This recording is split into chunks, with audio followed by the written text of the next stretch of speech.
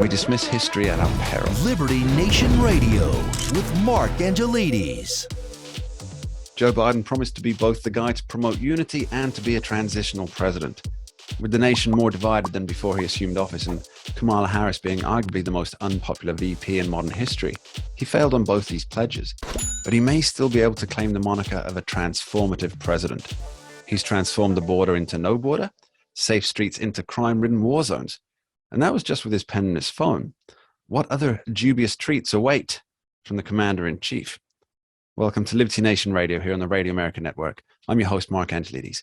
On today's edition, we're talking blue strongholds on the brink, government interventionism, and take a guess at who's coming to dinner in Martha's Vineyard. I want to take a moment to say a special thank you to our listeners out in Hastings, Michigan, on WBCH 1220 AM, 93.1 FM. Thanks for being here.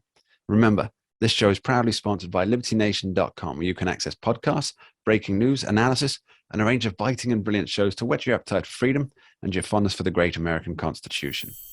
The coastal blue walls have long been reliable Democrat strongholds, and this is unlikely to change soon. But as scandals and disapproval haunt the elected leaders, are cracks beginning to form? Well, to fathom just how many fingers are needed to plug these particular holes, we're joined by Liberty Nation author Joe Schaefer, who's been watching the slow crumbling with a keen eye. Welcome back to the show, Joe. Hello, Mark. Thanks for having me.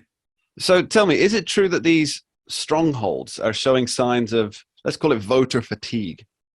I don't know if voter fatigue is the right word, but something very interesting is definitely going on. What you have, and the article I wrote about specifically mentioned Massachusetts and New York, two solidly blue states in which the Democrat candidates for governor are not controlling the narrative. They're on the defensive, they're on the run, and this is happening in states where they're easily going to win. I think it's a fascinating development. No one's talking about it, but even in states where they're most likely going to pick up two victories, Democrats are having an extremely difficult time getting their message across. And boy, I think that portends serious trouble in other races that are going to be a lot closer. Yeah, I think we can use New York and Massachusetts as kind of a bellwethers, which they've never really been before, especially if you look at the polling for Lee Zeldin. And obviously, he's not close. He's not close to taking over for Governor Kathy Hochul. But the polling indicates, and pollings can be kind of funny, but that there's not as much of a gap as there should be, considering the number of registered Democrat voters in New York State. It's really quite something. That's it exactly. And that's going to be the fascinating to see what the actual results are on November 8th. Kathy Hochul should be running away with this. She has everything to her advantage. And yet she has been on the defensive ever since she took the office from disgraced Andrew Cuomo last summer, summer of 2021. It is fascinating. Every move she has made has been a mistake. The lieutenant governor she chose right out of the bat was plagued with corruption. He had to actually step down after being arrested on bribery charges. She's got scandal in her own administration. Very powerful reports out about her giving a sweetheart coronavirus test deal to a campaign donor. And so she smacks of machine politics. And this is another dynamic which is interesting. Although in fairness, Joe, sorry to interrupt, that campaign donation, it's only fair to point out that the majority of it did come after they got the contract. So that's pretty fair. Not all of it. A good portion of it came before that. But the higher point is when you have a state so controlled by one party, like New York, like Massachusetts, and then you have this specter of machine politics always there. They are the establishment. It's a bad look for Democrats. And then you add the crime situation in New York. It's just built for Lee Zeldin. Lee Zeldin just hit that out of the park. The viral headlines are just right there for his campaign. An axe-wielding maniac threatens people at a McDonald's in New York City, promptly gets released without bail. And Zeldin is just there to jump on it. He gives a press conference right outside of the McDonald's, and he says, you can see on their faces how scared people were. And you know what? There's viral video, went big on social media, and it shows exactly that. Regular people scared out of their minds.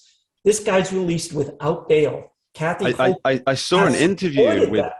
I saw an interview with the gentleman who wielded the axe, and he said, I've done my 18 hours, as if, and that really does, I think, hit the nail on the head for what people expect out of these blue strongholds now. The guy says, I've done 18 hours in prison before they let me out, or jail, sorry, before they let me out. Surely that's punishment enough. I've done my 18 hours. I'm shocked that is not the headline across the entire nation. I've done my 18 hours. Joe, is this in your opinion a signifier of what's going to happen coming up? This is big because this is in their own home turf. Progressives cannot defend the real life consequences of their policies. I mean, when you're having people in Massachusetts challenge the progressive agenda, the Massachusetts state legislature passed a bill, dominated by Democrats, expected, granting illegal aliens driver's licenses in May. And, that in a state like Massachusetts, that's the end of the story. They've got a progressive dominated legislature. They do these things and they move on. No, irate citizens got it on the ballot, and now it is a major talking point during a general election campaign. Again, a general election campaign that the Democrat is definitely going to win. Maura Healey, who's the Attorney General, got 5 times more votes than Jeff Deal, the Republican nominee, in their respective primaries. She's going to win. But with that much of a voting role dominance, he is dominating the narrative.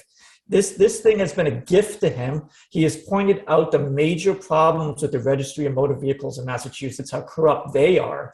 They're already having trouble with security issues who they're giving licenses to, and now they're going to be giving driver's licenses to illegal aliens. And again, it's real life consequences. It's that guy with the axe in New York, and you can see the fear in people's eyes. It's always amazed me with driver's licenses for illegal aliens. 2 double yellow lines don't protect Democrat voters any more than they do Republican voters. If you've got someone who should not be on the road, should not be driving, and they cross that double lines, I mean, I'm sorry, you're dead. It doesn't matter if you're a Democrat or Republican. It doesn't matter how much you love being enriched by diversity. This is a basic security issue. And, I find it absolutely fascinating that Democrats can't defend this on their safest of home territories. And heck yes, this is going to have consequences across the nation, I believe. So it seems that despite all of these electoral gifts that are being handed to the Republicans, for some reason, it doesn't seem either willing or able to capitalize on this rather disastrous set of situations. Why is this? Well, the fact is the Republican Party is still a divided party. It's divided between a grassroots that is dominated by Trump supporters and an establishment that is the establishment. They don't like America First populists. And you just saw in Arizona, the Senate is key this year. All we keep hearing, Republicans have to win the Senate. Mitch McConnell aligned Senate Leadership Fund just pulled $9 million in advertising out of Arizona. And Blake Masters, the Trump-aligned Senate nominee, just pulled within a couple of points of Democrat Mark Kelly in recent polling. So he's gotten closer than ever in polling. And Mitch McConnell's PAC said now is the time to pull $9 million out. So this is a divide. There is a divide in the Republican Party. And, the Republican establishment loves the narrative of these Trump nominees are so dangerous. But it works both ways. There are a lot of America First supporters who don't want anything to do with these establishment picks. Mehmet Oz, to me, is the most interesting one, because you can define Oz as an establishment rhino, is the word America Firsters would use, and yet Donald Trump endorsed Oz. So, basically either side can blame him here. But there are a lot of Republicans who are not going to vote for Mehmet Oz because they don't believe he is a real Republican. They've got to settle this divide, or else they're not going to be able to take advantage of these situations. Well, it looks like they're on the verge of snatching defeat from the jaws of victory. Joe Schaefer, thank you ever so much. Thank you. Coming up later in the show, we have an extended Talking Liberty on Ron DeSantis and the Martha's Vineyard hullabaloo. But up next, after this short break, we ask why big government can't seem to control itself.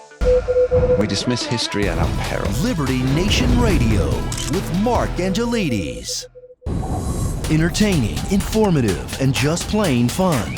Watch Liberty Nation's The Conservative 5. Produced by conservatives for conservatives. C5's The Left Free Zone.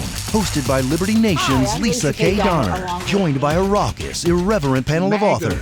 Deconstructing leftist narratives. Debating the hot topics. And remembering to laugh.